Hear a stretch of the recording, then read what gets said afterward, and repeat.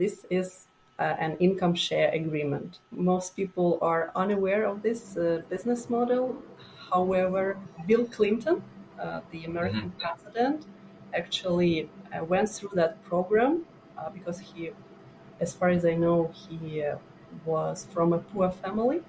So he got to the he enrolled in the university according to this program, with the help of this program, and became the president of the United States. You're listening to Foreign Founders, where we tell stories of immigrant and international founders who are working tirelessly to shape the future. We share stories of their upbringing, culture, and background, and explore the companies and products they're building. We want to highlight these founders because these are stories that are often not told. Thank you for joining us.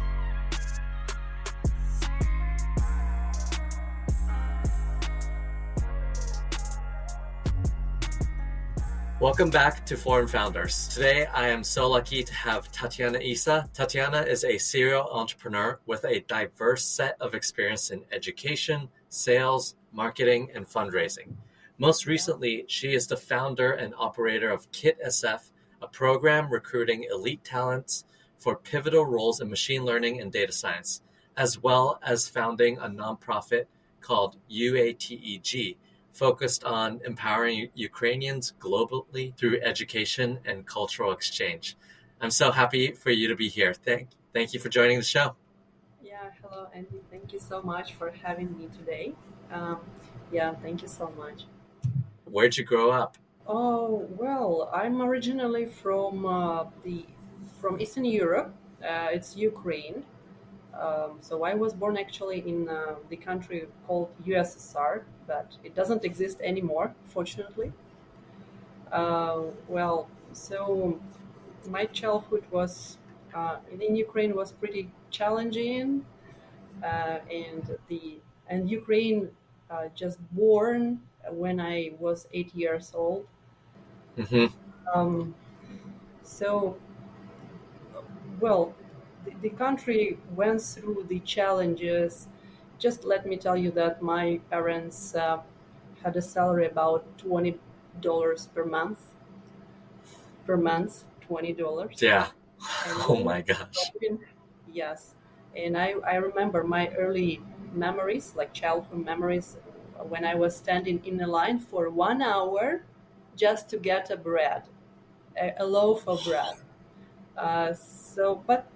But fortunately, it has changed, and of course, Ukraine became uh, like better, and it was pretty comfortable to live in Ukraine before the full invasion of Russia started 2 years ago. And where in Ukraine did you grow up? Um, I was born in Donbass. It's Donetsk city. It's a city of more than 1 million people. It's just industrial city. We had lots of factories, miners, were huge factory of that produce like metallurgical. I don't know what is the best way to say in English. So it's a huge industrial region, and also there are lots of coal minings. Um, so I remember that that the ecology was not great that time. You're born USSR, and then when you're 8, Ukraine became its own independent country, and you remember just the challenges of growing up, the transition from being under the Soviet bloc all the way to an independent country, and then in the last 30 years or so, Ukraine has grown a lot as like an independent country. You lived there throughout university and then to your first couple of jobs as well? I lived in Ukraine and in Donetsk, that region, until I got I was 30 years old. When then in 2014, this region was occupied by Russia, and I had to quit everything. I lost my business, all my properties. my apartments, and I had to move to the capital of Ukraine, Kiev, where I had to start everything from scratch. Um, I was homeless, I would say, but in terms, I started renting apartments. I started the business from scratch. Well, it was challenging, but it motivated me for better. Hmm. Mm, so yeah, and Yeah. 3 years ago, I left Ukraine and moved to the United States, to the San Francisco Bay Area. I visited the United States before. I traveled to LA, New York, Washington, and but 3 years ago, I made my choice. It's San Francisco, and I like it a lot. I love residing here a lot. Yeah. I know we brushed it over really quickly, but the fact that you lost everything and had to restart again, that is not many people, at least that I've interviewed, have gone through that experience. So that's an incredible resilience. Well, yes, but painful at the same time. But what doesn't kill us make us stronger. Yeah, absolutely. So you moved, uh, before moving to the US, you said you had visited the US once. What were Mhm. some of the differences, the most noticeable difference between Ukraine and the US? Oh, there are a lot of them. Ukraine is a developing country. It's a small Yeah. market. Uh, the United States is the huge country with the the huge market as well. So first of all, what impressed me a lot, the quality of roads. I mean, highways, the variety of goods and services. There are no such variety in Ukraine. Even if you have sufficient amount of money, you can't buy something what you want. With Amazon, we can buy anything within one day. Anything, Yeah. whatever you wish. We even have had such a um, interesting discussion with my co-founder. So we imagine what we want, like just dreaming, and just uh, go to Amazon and find it. I mean, Click a button. yeah, just click a button, and within 1 year with Prime, so Amazon, so you can get anything. And of course, the culture. The tolerance, because I'm talking about San Francisco only, because I'm not an expert in other states and other parts of the United States. In San Francisco, you can be of any religion or sexual orientation, um, or any belief, so you are fine. You are in comfort zone and everybody understands you. Yeah. Is that the pull that San Francisco gave to you initially? Um, but what do you mean by that? Was that the reason why you chose to move to San Francisco? Um, well, it was one of the reasons. The other Yeah. reason is that this is the hub of software engineering innovations and businesses. I'm an Yeah. entrepreneur. I'm an entrepreneur in my soul and my spirit inside. Um, and well, I don't know. Somehow I decided to move to San Francisco. Yeah, let's It, talk about that. So in the beginning, I talked about you being a serial entrepreneur, multiple companies. Can you tell us about each of the companies that you started, founded, and what they did? of course, my first company I started 13 years ago. It's Trinity Education Group. I'm still running this company, but Hmm. remote. Um, well, this, in simple words, this is a premier um, language center that Hmm. assists students and individuals in preparation for international exams.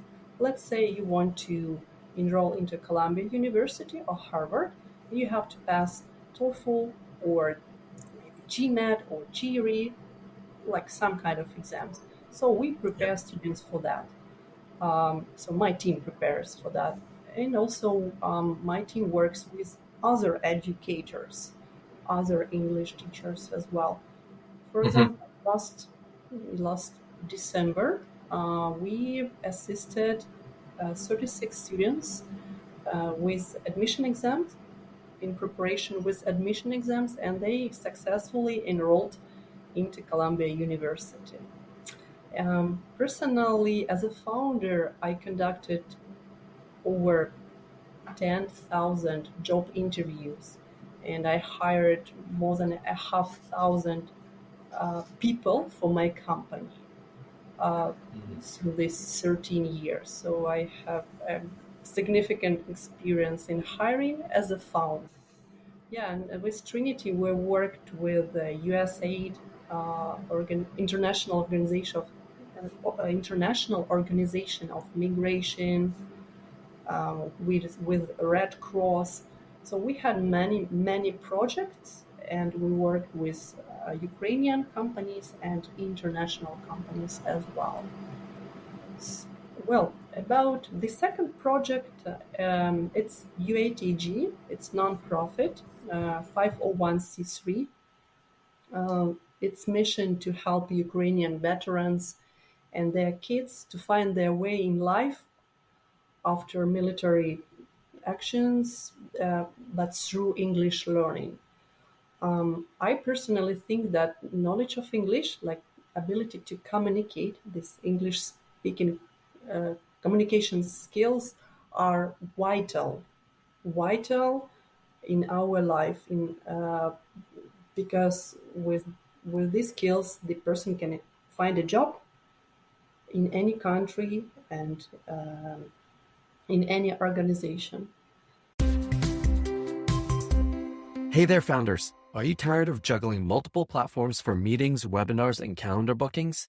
What if I told you there's an all-in-one solution that's super user-friendly? It's called Sessions. It's more than just a Zoom alternative. Sessions is like having a personal assistant for all your meetings. You can take meeting notes, share docs and screens, summarize key points, and collaborate all on one board. One reviewer raved about Sessions, saying, "In a world where remote work and virtual meetings are becoming the norm, Sessions stand out as a platform that takes video conferencing to the next level." Ready to transform your meetings into more productive collaborations? Head over to sessions.us today and try it out for free. That's SESSIONS.US. Now back to the pod. You're still running the nonprofit, is that right? Yes, I do. But unfortunately, I don't have much time on that because I'm fully, like 24/7 Yeah. hours involved in growing Kit SF and our team. Let's talk about Kit SF. What does Kit SF do, and what is the vision there?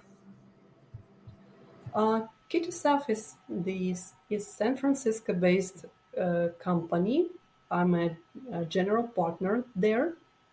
So it's like a venture studio that invests in people, not companies. That's actually our one sentence pitch. It's crucial to have one sentence pitch.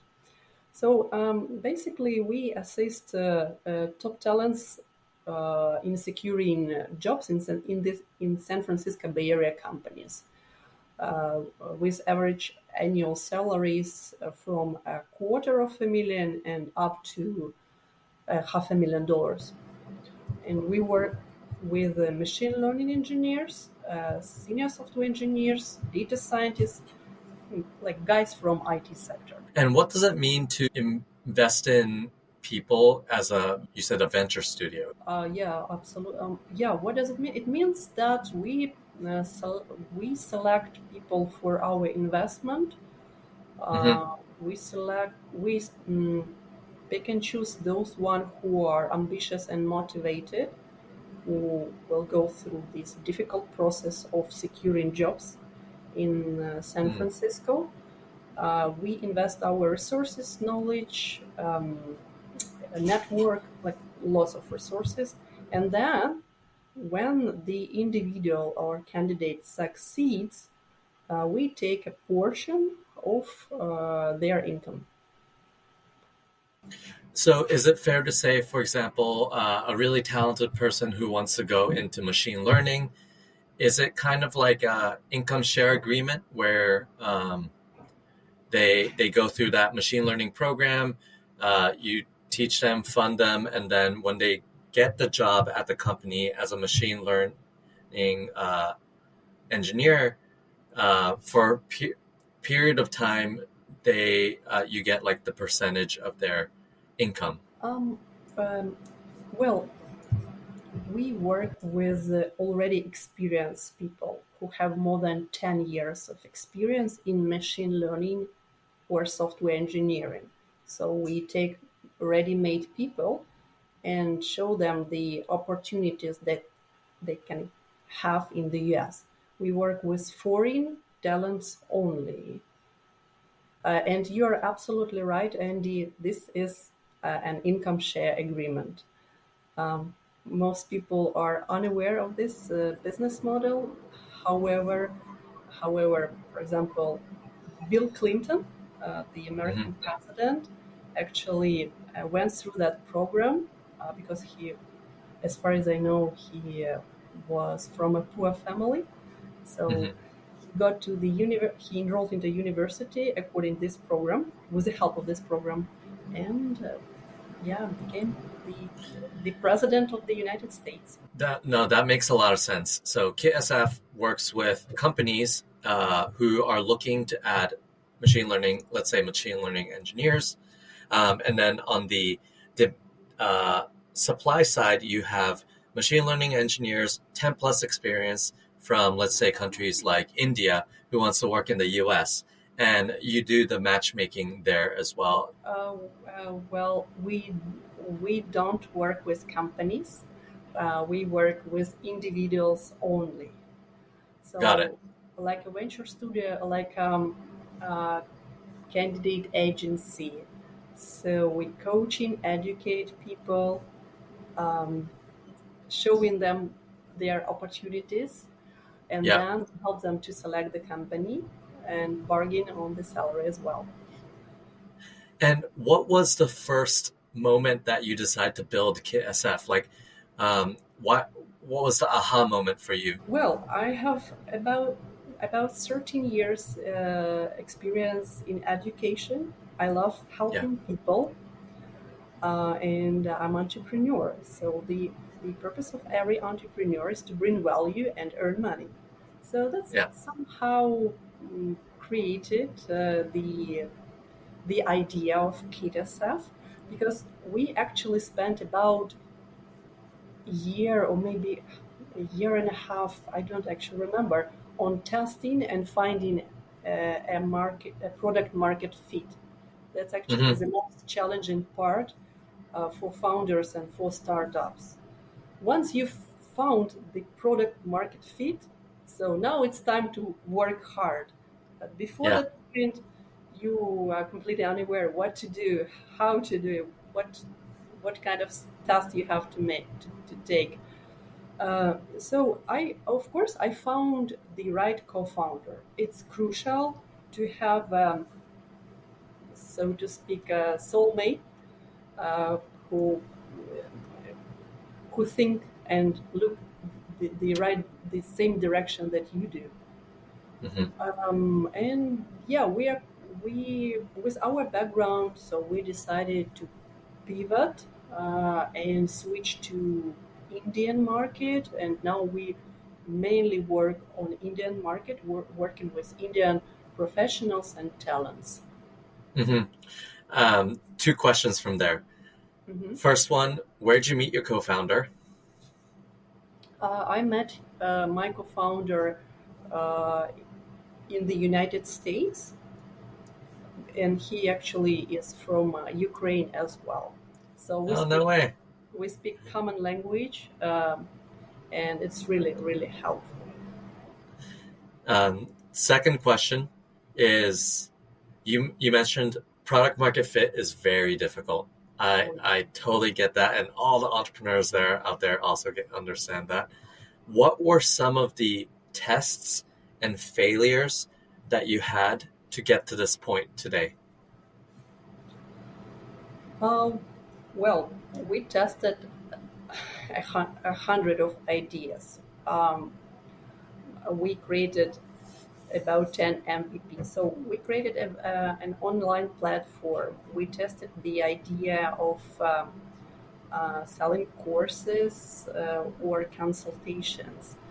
Hmm. Um, oh, well, I mean, there was so many things that we did that I Hmm. even don't remember. I mean, my life in the US while growing KitSF is so diverse that sometimes I don't remember what happened last week, but I make notes. I have Yeah. a notebook where I write down what I did and what I'm going to do.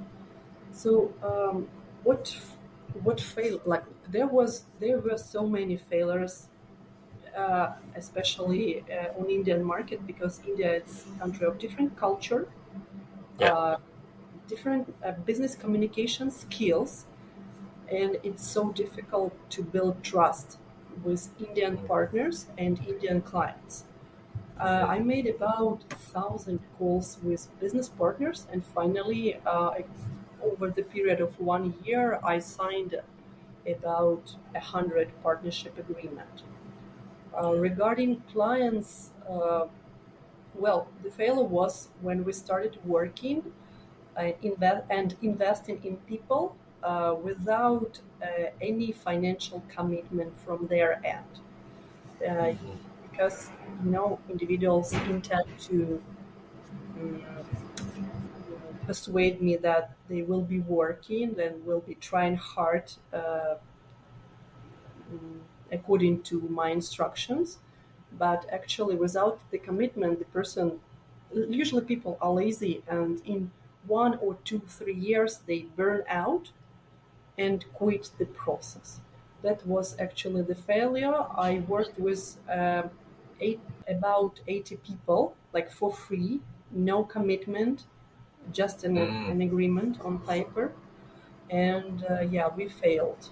We failed. I just spent my time in vain. Yeah. Oof.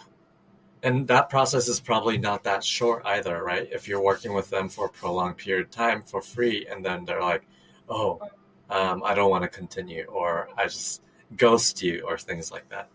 Well, I spent about 3 months for signing this 80 agreement, like 85 or something agreements. And then I spent about 3 months on working with those clients and candidates. And after 3 months, all of them quit. They just Wow. started ignoring me, Wow. unfortunately. Okay. So the takeaway for founders is to first, yes, continue to experiment, continue to get data, but things like this, when you said get a, what is it called? Some sort of commitment from the people that you're working with. So you're not spending hours and months working with them for free just for them to kind of drop off or ghost you. Yeah, yeah, Yeah, that's relevant to our business model. yeah. Let's move forward to fundraising because when I talked to you before, you said you were doing in San Francisco a lot of like talks around fundraising. I think one of the things I hear a lot from entrepreneurs, especially first time founders, is wow, fundraising is so difficult. So I know we can't cover everything, but what are some of the things that you can advise for founders on fundraising, especially immigrant founders? Uh, well, again, if I'm an immigrant or foreign-born founder, for me it's much harder rather than for a Native American to fundraise because of the language barrier, and culture differences. And so that's the fact. But the main advice and the main tip that I got, that investors give money to those who don't need money. So that's why I heard it many times from many founders, even at the conferences, from CEOs of huge companies: start fundraising when you don't need money, or Mm, start fundraising this the next day when you closed the round. So start the new stage of fundraising, new round. Uh, but actually, fundraising is a marathon. So you have to survive. You have to have a team for yep. fundraising, and you have to have a strategy, and you have to utilize all application tools, anything for reaching out people. Uh, what worked for us, it's in-person meetings and warm introductions. So we met people for coffee, uh, gave them some kind of information about our startup, and in this friendly communication, we explain what we do. Yeah. So introduction, fundraise when you don't need the money. That's almost, it seems to me like a couple things that go into that phrase. First one is maybe when you need money, you act more desperate and people can smell that. Oh, And second, absolutely. yeah. And then the second one might be something like giving enough time. Like, I think what I hear often is people are like, oh, I'm going to spend 6 to 8 weeks fundraising. But as we all know, we can't plan everything to the T. So maybe most of the time they need more time rather than less. And maybe that those are the two factors that go into the notion of like fundraise before you're ready to uh, when you need the money before you need the money. Well, it depends, because when we told investor that we were going to close the round in 1 week, so Yeah, it worked. I mean, the deadlines pushing. I mean, when we push people with deadlines, it's always work. Work. interesting. Okay, but also on the flip side is don't have fake deadlines, right? Because messes with the fundraising process. You mean fakes? Don't fake. Uh, Don't fake the deadline. Like some people say, hey, investor, we are closing next week. We have XYZ commitments, but it's actually maybe not true. That also could potentially hurt. well, actually, if you have a plan and deadline, you just share that with investors and angel investors, and Yeah. it's. I mean, nothing bad about that. Yeah. Got it. Um, and tactically, when you are building Kit SF, what was the visa that you were on? I moved to. I applied for the O1 visa, so I'm the individual with extraordinary ability. United States Department of Homeland Security. So it's talent visa. Yeah, the talent visa has becoming very popular. How did you hear about the talent visa, and what was your process like? My co-founder got the O1 visa, and he just informed me about this kind of opportunity. And actually, being an O1 visa recipient, it's a special status. So they Yeah. feel that you're extraordinary. This visa is very hard to get.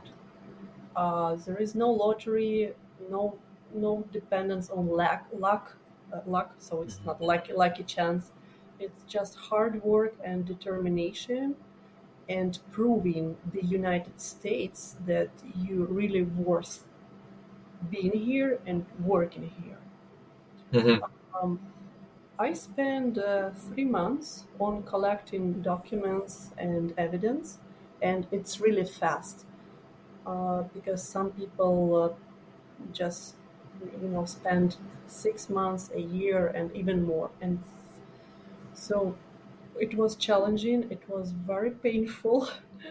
I cried every other day. Um, well, yeah, but it's really rewarding for me. And actually, that time we didn't have chat GPT. No. So, so I did it on my own, and I didn't work with lawyers, so I did it on my own. What are the tips that you have for people who are pursuing O1 today? Oh well, again, as a like fundraising, the O1 visa process is a marathon. It's challenging, so be strong enough. Don't quit. Um, mm, well, and probably somebody has to assist you as well, to brainstorm and navigate you through the process, because the most difficult part is to again brainstorm about your abilities and how to create your case, how to showcase you, and how to describe all your achievements, and which achievements suit the requirements, which are not. Mm-hmm. Yeah. So for So for me, collect the documents, being able to define what like each of the criterias and how you actually have an advantage in that. It almost feels like when when you're pitching investors, they're always looking at you as like a founder fit. It's almost like you're presenting why you are the fit for the O1 visa in gathering these evidence.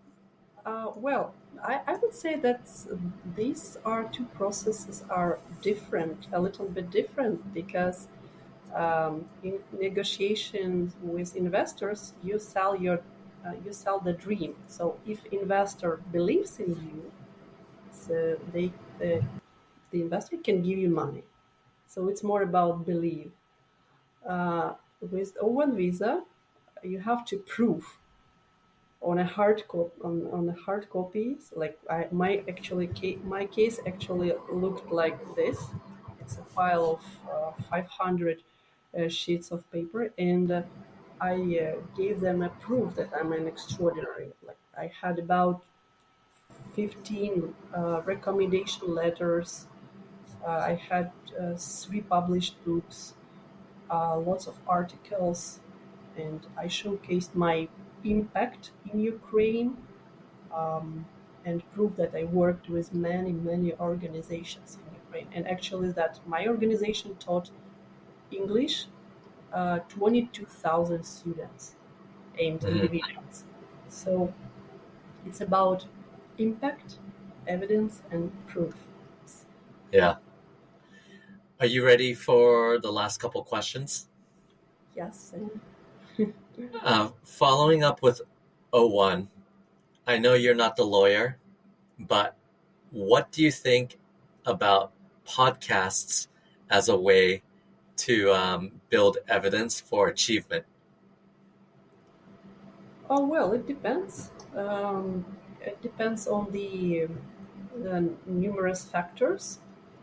Um, so any online resource has to have a like high, mm, mm, not level, but lots of listeners, I would say. Mm-hmm. But again, I'm speaking from my personal experience. I'm not a lawyer. So if podcast has lots of visitors, listeners, Yeah. like 500,000 or maybe 250,000, um, and actually it depends on the country. So I mean, in the O1 visa process is all about uniqueness and standing out of your peer group, standing out uh, of the crowd. Yeah. So if your podcast is unique, it informs about some like provide some unique information and the person participated there, so it may be counted as a proof. What is the next couple of years vision of Kit SF? Where do you want Kit SF to be? Signing next, I mean, this year we are going to invest in 25 people. So my dream is to grow the company, and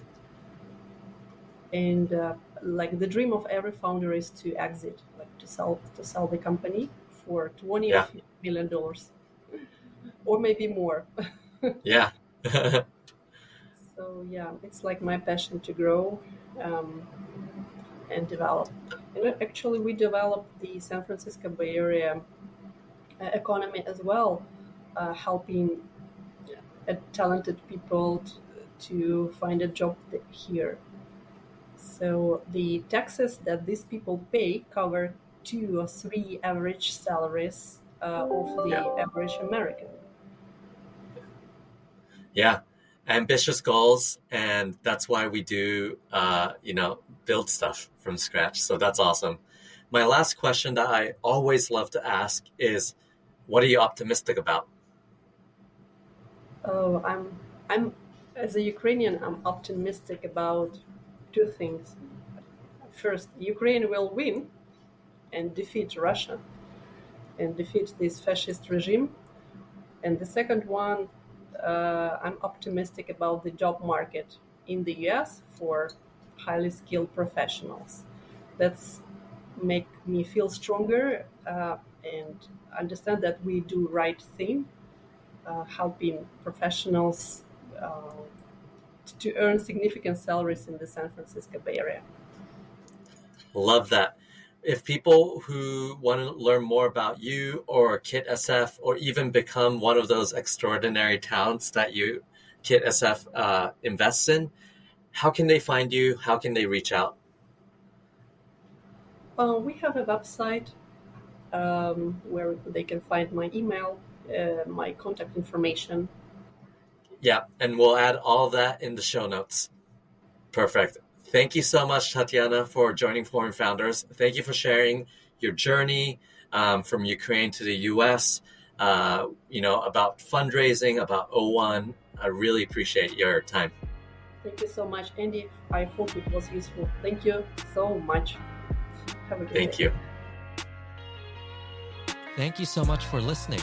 If you found this valuable, you can subscribe to the show on Apple Podcasts, Spotify, or any of your favorite podcast app. One more thing, Foreign Founders is a new podcast, so please consider leaving a rating or review. That helps more people find the show. See you on the next episode.